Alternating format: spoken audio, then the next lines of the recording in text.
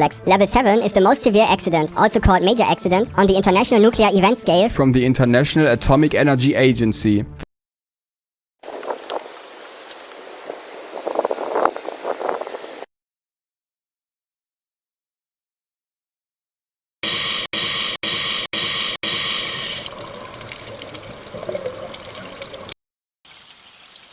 Have you ever had a dream, Neo, that you were so sure was real?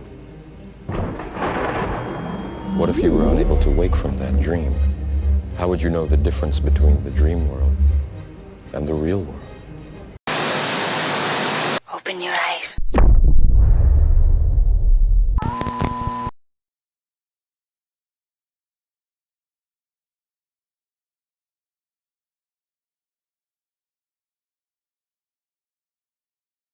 Do not take your blindfolds off. Do not.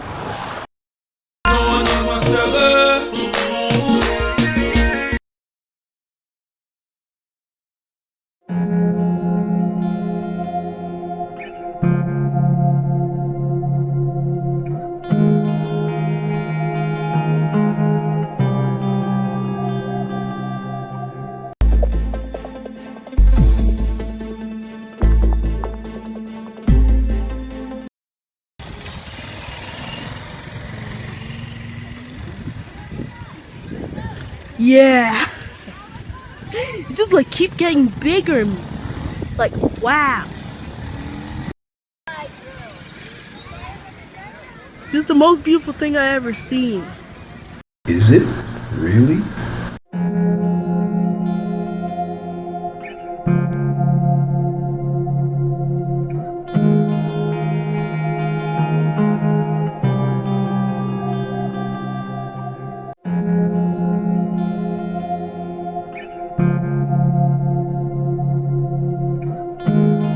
Oh, hello, boys and girls. Hi. Oh, hey, look. What's that? दोस्तों, आपने अपनी जिंदगी में कभी ना कभी एक rainbow तो जरूर देखी होगी। हो सकता है आपने कभी एक डबल रेनबो या सर्कुलर रेनबो भी देखी हो। Oh my gosh, it is a double rainbow. I cannot believe it. It's a freaking double rainbow. Oh my gosh. इस चीज का ऑफिशियल नाम है क्लाउड इरिडिसेंस। ये नॉर्मली होता है पीलियस क्लाउड के साथ। इवेंचुअली नीचे वाला जो क्यूमुलोनिम्बस क्लाउड है वो से ऊपर वाले क्लाउड को ऑब्जर्व कर लेता है। I'm guessing that's how most scientists sound to most people.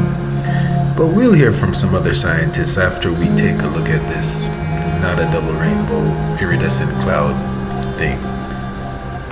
And just a quick side note, you should probably be careful what search engine you use. Totally different. That's what their new look.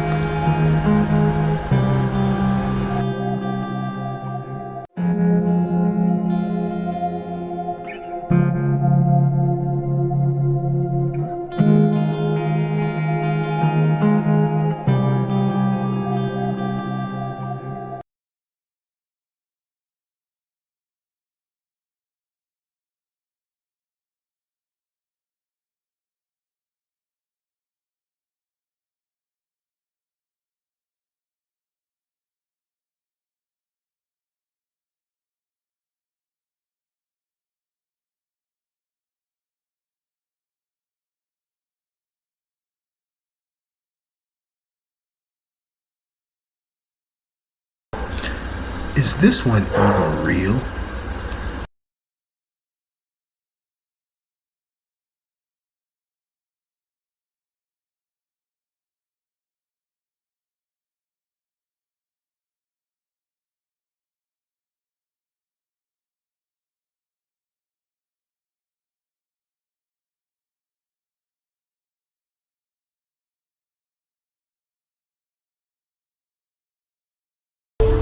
Listen to me. I'm only going to say this once. We are going on the trip now. It's going to be rough. It's going to be hard to stay alert. It's going to be even harder to be quiet. But you have to do both. Under no circumstance are you allowed to take off your blindfold. Do not take your blindfolds off. Do not. Welcome to a real-life movie called Box Blind.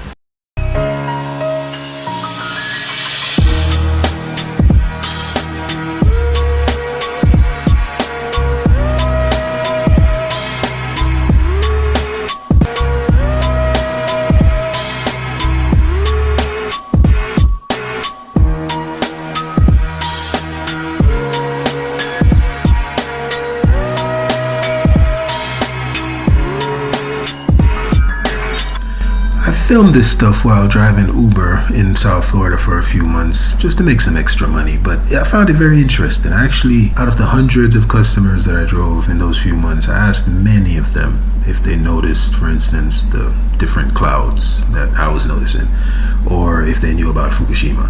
And 1 out of 100, maybe 1 out of 100. Why do those look like eyes?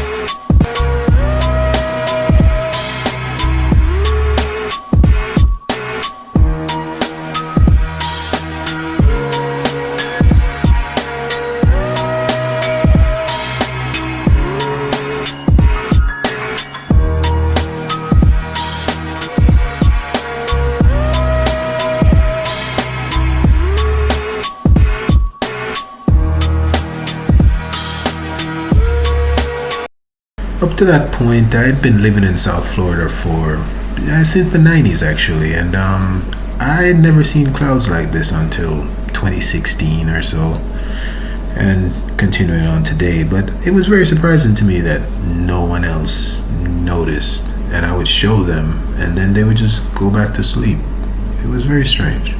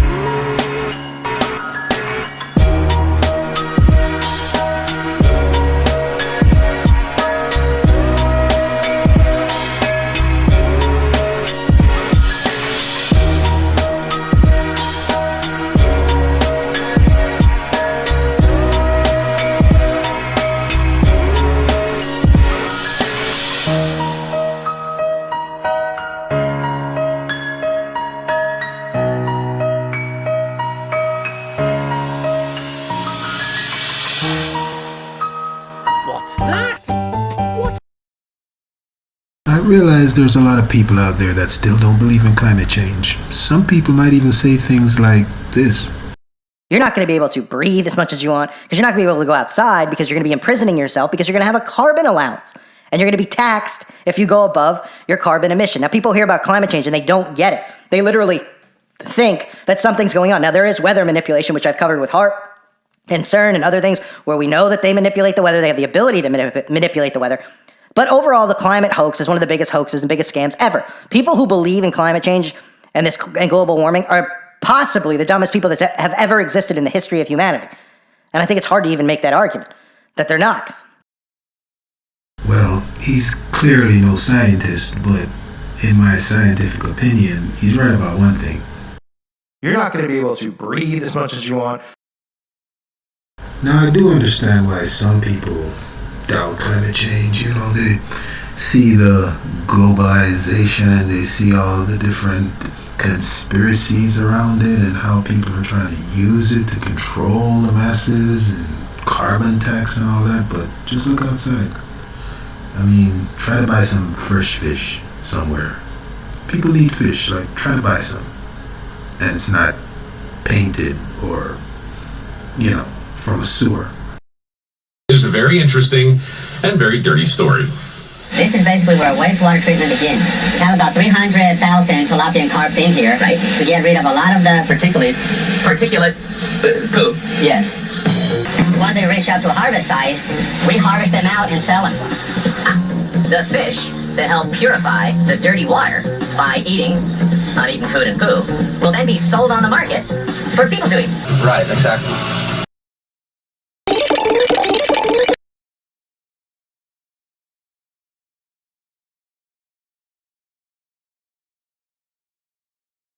No one knows my struggle. They don't know my trouble. So you must go on.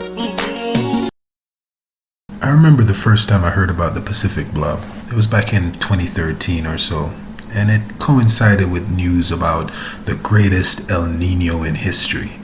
It was basically something I'd heard about El Nino before, but this was supposed to be the greatest one in history. Now I wonder, does anyone else remember the first time they heard about the Pacific blob? Or is that just me? Anyway, it basically got bigger and it stayed. And every year there's news about it, but no one is aware. Why? Because the mama love you. Now, we should probably get a little background on El Nino, La Nina, the greatest El Nino in history and all of that, and then come back to the blob. The blob is related, but you need to understand El Nino first, and how that definition has changed. Another big story we're following tonight, the return of El Nino, as government scientists say that the weather phenomenon is coming back and it could last through the coming winter. A cyclical phenomenon that starts with water warming in the tropical Pacific, but it can have worldwide impact. It certainly had an impact in the mid-1990s as we suffered flooding in the Pajaro River Basin. So what has been done to make sure that that river can hold its water? Should we have flooding again? Action News reporter Phil Gomez begins our live team coverage. He's in Watsonville.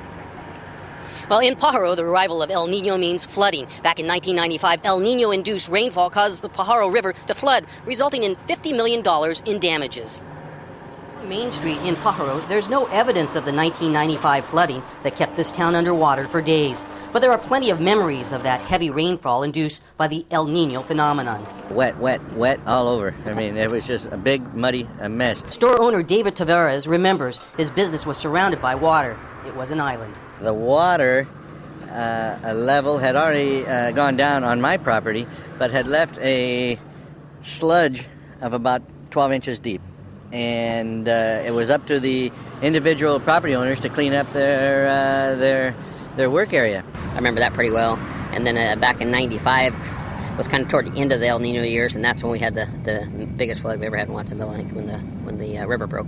The levee broke right where organic farmer Dick Pachote was farming. I would say we probably lost $500,000 in 95 with head lettuce, and at that point we were growing a lot of endives and escargots for the salad plants and spring mix, but a lot of those went underwater where once they were flooded we couldn't harvest them anymore for safety issues. Since then, Santa Cruz County has spent $1 million every year maintaining the Pajaro River. They've created a better flood warning system, have removed obstacles that could damage the integrity of the levees, even planned to build a new one.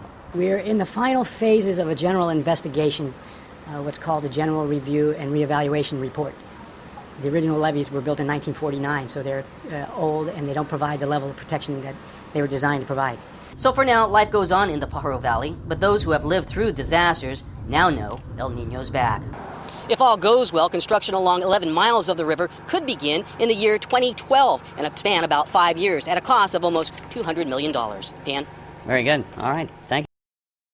Thank you for having me. Jeffrey Kluger is editor-at-large for Time Magazine and Time.com. He oversees coverage of science and human behavior. Jeffrey, welcome back. Thank you for having me. So what is going on with all this weather? Well, he's no scientist either, but let's hear what he has to say. Well, here's what's happening. We're already coming off of what's the hottest year on record, 2015, and the hottest month in the hottest year was July. So think of the Earth as running a chronic fever. Now, on top of that chronic fever comes the acute fever of El Nino. Chronic fever comes the acute fever of El Nino, which occurs when westerly winds that usually push warm Pacific water over to the west side of the Pacific weaken or reverse, allowing that warm water to slosh back east. That tends to heat up the North American hemisphere. Which occurs when westerly winds that usually push warm Pacific water over to the west side of the Pacific weaken or reverse, allowing that warm water to slosh back east. That tends to heat up the North American hemisphere. We're talking about El Nino because NASA says that satellite images I think she might be referring to this one, but I'm not sure. show that this year's El Nino could rival the one of 1997, 1998 that killed 23,000 people worldwide. So what does that mean for us? It means the big snow that we're having in the Midwest. What else will it mean? Well, it means the big snow we're having in the Midwest. It means the droughts we're seeing in Central America. Really? Because I could have sworn it meant flooding before. Rain. Well, in Pajaro, the arrival of El Nino means flooding. Back in 1995, El Nino-induced rainfall caused the Pajaro River to flood, resulting in $50 million in damages. Wet, wet, wet all over. Wet, wet, wet all over. I mean, it was just a big, muddy mess. Now let's look at some completely unrelated coverage about the Pacific Blob from 2015 and 2019-2020. Something scientists call the blob could be the drought buster California's been waiting for.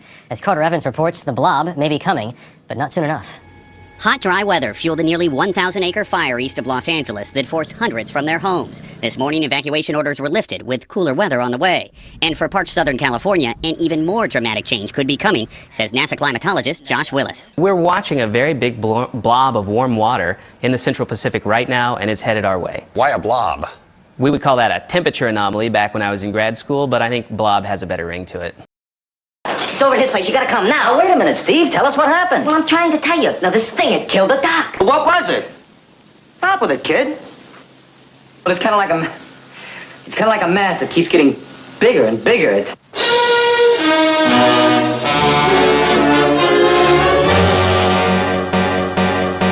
When the drought began in 2011, the warm water was in the middle of the Pacific Ocean. But over the last few years, that began to change, as the blob of warm water shifted to where it is now along the west coast. Scientists cannot say for sure if the change in water temperature will cause a wet winter pattern known as El Nino, which is capable of producing torrential downpours. We were told that last winter we were going to get a big El Nino and perhaps a very rainy weather.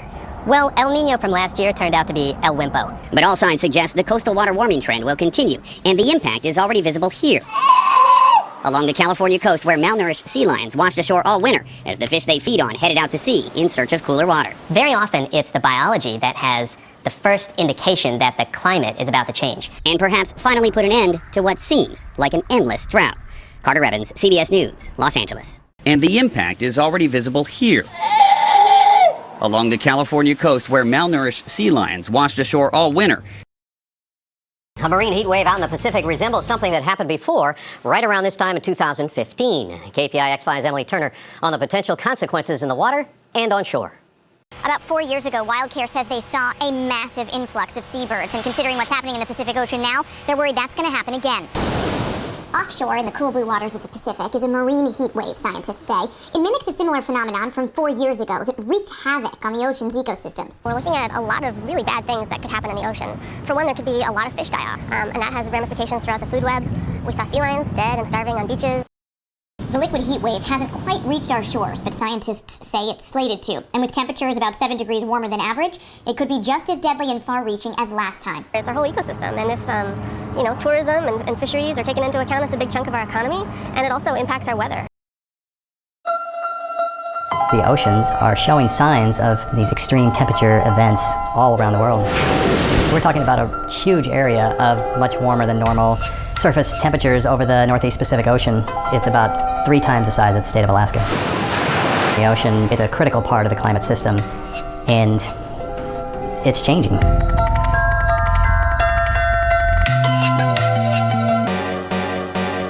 Every one of you watching this screen, look out! Because soon, very soon, the most horrifying monster menace ever conceived will be Ooze the Blob. Starring Steve McQueen and a cast of exciting young people.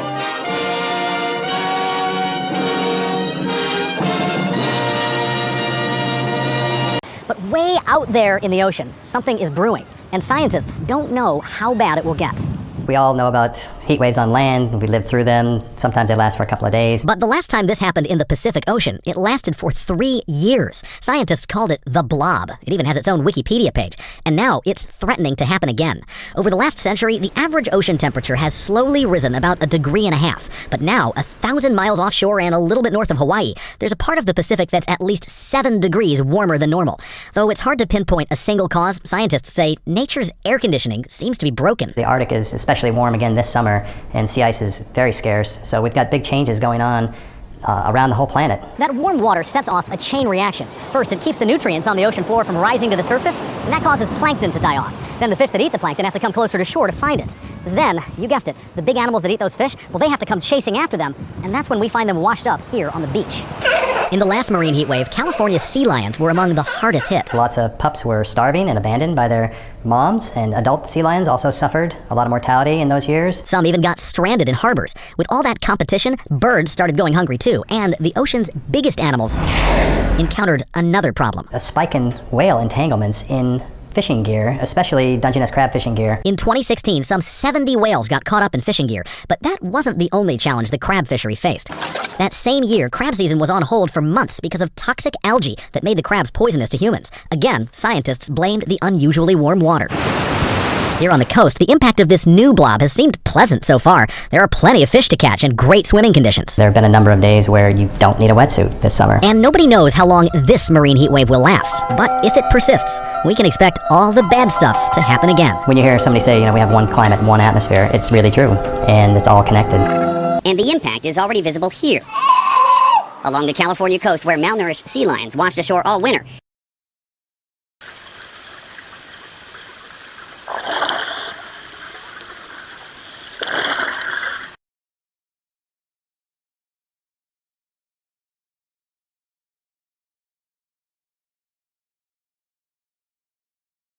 They do use oil and other things within the plant, but that's a big explosion. I very strongly suspect that's not an actual nuclear explosion in the sense that nuclear materials were involved in that. The issue is that if that's damaged the containment, the nuclear materials may be able to escape from that.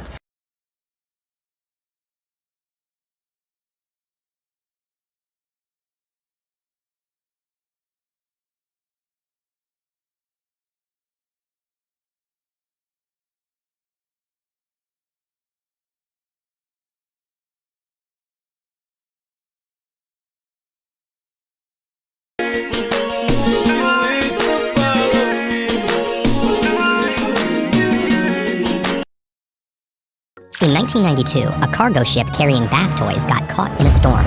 Shipping containers washed overboard, and the waves swept 28,000 rubber ducks and other toys into the North Pacific.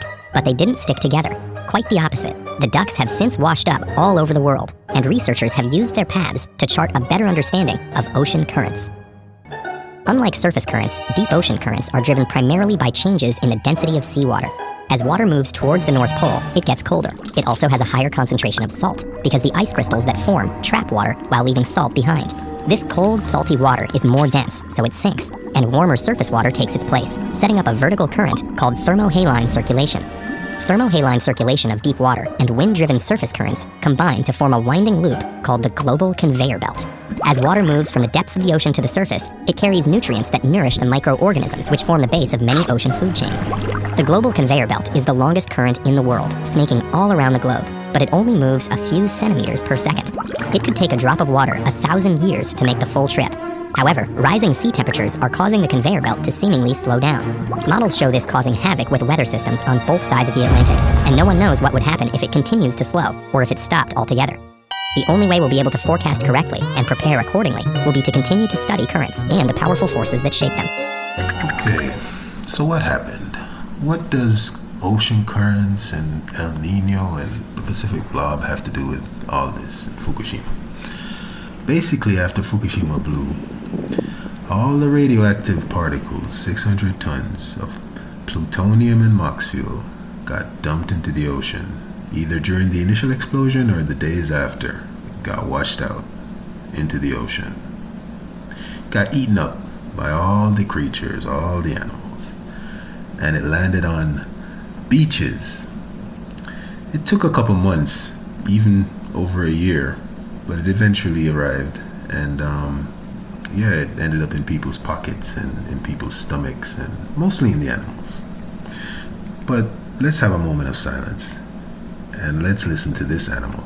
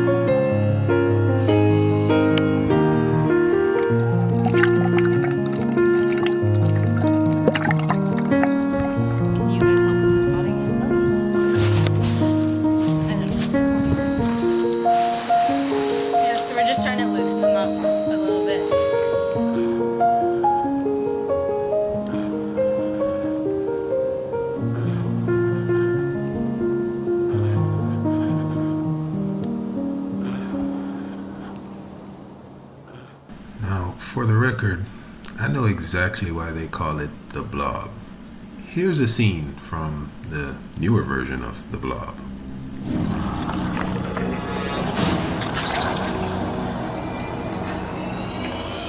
Doctor, come in here quickly. I'm with a patient. There's a man dying in here, hurry! Excuse me a moment.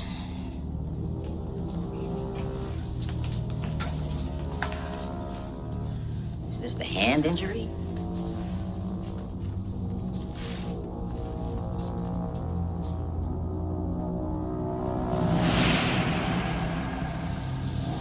What is this? Thing on his hand. Nurse!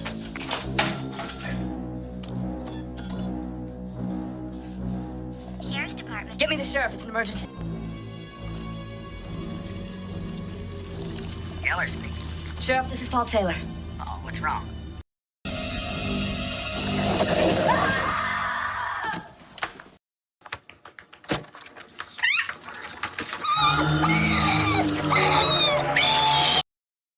And the impact is already visible here, along the California coast where malnourished sea lions washed ashore all winter.